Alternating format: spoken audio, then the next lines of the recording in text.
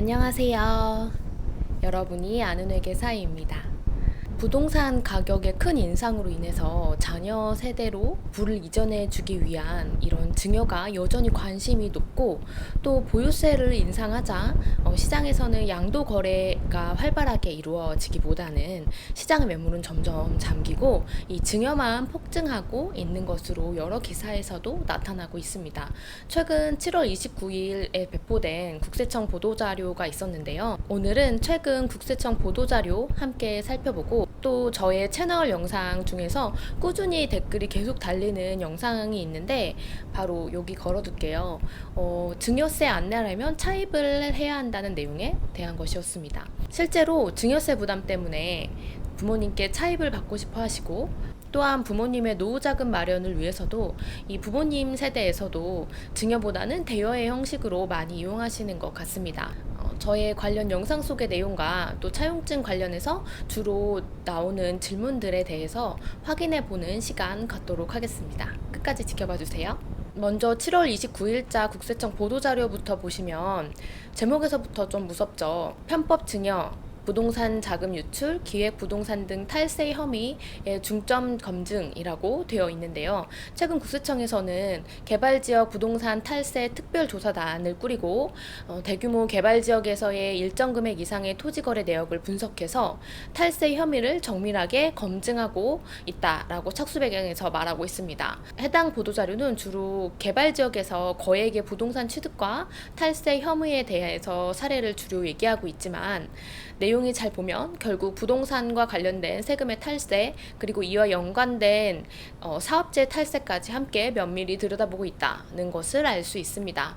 이처럼 증여세 신고가 날로 늘어나고 편법 증여의 방법에 대해서는 이제 이 국세청이 눈을 동그랗게 뜨고 지켜보고 있는 만큼, 증여 대신에 차입으로 증여세를 안 내보겠다고 생각하시는 이 방법에 대해서 오늘은 차용증은 과연 어떻게 작성해야 될지 한번 이야기해 볼게요. 우선 개념부터 다시 짚고 넘어가면, 증여세를 내기 싫어서 차입으로 하겠다는 것은 원칙적으로는 안 되고요.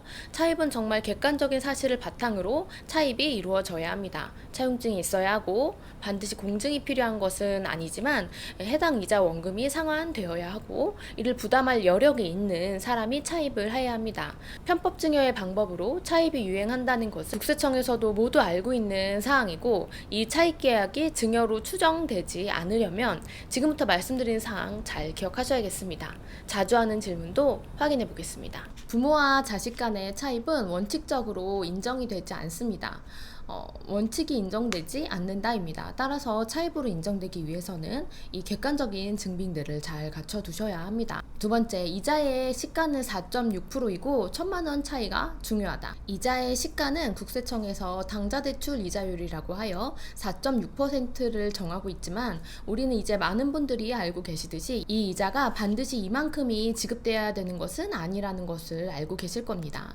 시가인 4.6%를 적용한 이자 금액과 실제로 지급한 이자 금액의 차이가 1,000만 원을 넘지 않아야 합니다. 따라서 보통 이자의 차이가 1,000만 원이 넘지 않도록 이자율을 설정하셔야겠죠. 이자를 지급하는 자는 27.5%의 원천 징수를 하고, 수령하는 자는 해당 이자 소득에 대해서 종합소득세를 내야 하는 것이 원칙입니다. 2억 원까지는 그럼 무이자도 괜찮을까?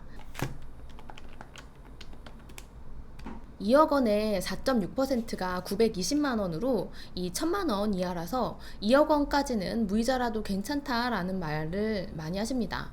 하지만 이자가 한 푼도 지급되지 않는 차입은 증여로 추정될 여지가 큽니다. 그래서 조금이라도 보통 주고 받으시라고 보통 이 얘기 드리고 있습니다. 그럼 자주 하시는 질문인데요. 원금은 상환하지 않아도 괜찮을까요? 차용증에 해당 내용을 써야 하나요? 이 대답이면 더 필요도 없을 것 같아요. 과연 원금 상환에 관한 약정이 없는 차용증에 대해서 국세청은 증여가 아니라 차입으로 봐줄 수 있을지에 대해서 생각해 보시면 좋을 것 같습니다. 두 번째, 그럼 차입 기간을 10년으로 하면 괜찮나요? 30년은요? 이런 말씀도 하시는데요. 10년은 괜찮고 30년은 안 돼요 라고 말하는 것도 명확한 기준이 있는 것이 아니기 때문에 조금 애매한 것 같고요. 다른 증빙들을 봤을 때 모두 명확하게 차입임이 인정되는 경우에 기간은 큰 문제가 되지 않을 수도 있겠죠. 하지만 30년은 보통 주택담보대출이 보통 30년이니까 그리고 최근에는 이제 40년짜리도 나온다고 하죠. 하지만 주담대의 경우에는 신용평가와 주택이라는 담보가 있기 때문에 이렇게 긴 기간에 대출 상품이 가능한 것입니다. 하지만 부모와 자식 간의 30년짜리 차익 계약이라는 것은 조금 무리가 있어 보입니다. 세 번째로, 다 상환하지 못했는데 부모님께서 돌아가시면 어떻게 될까요? 자식이 부모님과 차익 계약을 맺었다는 것은 부모님 입장에서는 회수할 채권인 자산이 있다는 이야기입니다. 상환되지 못한 차입금은 부모님께서 돌아가실 때 그대로 채권으로 남아있을 것이고, 이는 상속세 과세 대상인 자산이 됩니다. 상속세는 보통 배우자께서 아직 작고하지 않으셨을 경우에는 일괄공제 5억 원에 배우자 공제 5억 원을 합쳐서 10억의 상속공제를 받으실 수 있습니다. 만약에 상환하지 못한 이 차입금을 다 합쳐서 10억이 되지 않는다면 보통 상속세는 발생하지 않게 되겠죠. PCI 시스템이라고 들어보셨나요? 국세청에서는 PCI 시스템이라고 Property Consumption and Income Analysis System 이라고 하는, 간단하게 설명드리면 재산 증가액과 소비액을 합쳤을 때 국세청에 신고된 소득금액과 차이나는 금액을 분석해서 이를 이용해서 탈세 혐의를 포착하는 시스템입니다. 국세청은 생각보다 정말 많은 정보를 가지고 있습니다. 차이나는 금액에 대해서는 객관적인 증빙을 바탕으로 소명하지 못한다면 우리는 탈세 의혹을 벗어날 수 없을 거예요. 영상 마치면서 마지막으로 드리고 싶은 말씀은, 특수관계자 간의 거래를 하실 때 잘 모르겠고 걱정이 되신다면 한 가지만 생각하시면 됩니다. 제3자 간의 거래라면 이렇게 하는 것이 가능할까? 라고 생각하신다면 많은 문제들이 해결되실 거예요. 오늘도 시청 감사합니다.